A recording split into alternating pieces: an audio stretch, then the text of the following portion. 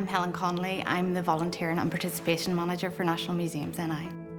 We have a renewed focus on creating this space as a space where communities can come to get their hands mucky, learn about the really rich ecology on our site.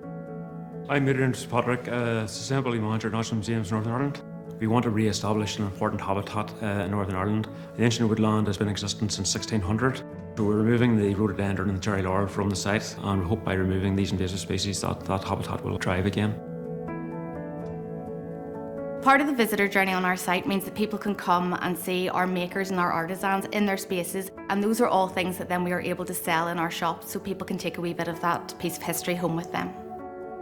The type of activities that people are able to come and get involved in now are things like growing native trees from seed to sapling, creating willow walkways with the willow that's grown here on our sites, and also growing heritage fruit and vegetables and learning about that as a sustainable practice that they can then bring back into their homes. In the last 3 years, we've embarked on an on-site partnership with the conservation volunteers. The conservation volunteers work in partnership with the National Museum at the site in Cultraw. They have a tree nursery, they have a green gym. Well, the impact of the tree nursery is that we can grow trees that are sourced locally from native seeds, local provenance, local genetics. We have a couple of sally fields, and those sally fields we grow willow, which is native to the province and native to the area. The willow products that are made by our master craftsman, those are produced and then they're put out for sale in their shop. Sustainability measures introduced for guests have been to go for the Green Tourism Award.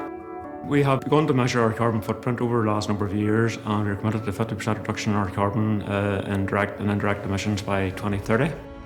We do believe it's financially worthwhile to invest in sustainability and carbon reduction. For other organisations that are just at the beginning of their sustainable journey, you don't have to be the expert in this field. Working with partnerships has been an amazing way for us to unlock the potential of this site in terms of talking about sustainability and climate change. Our relationship with the conservation volunteers has been a really good example of that.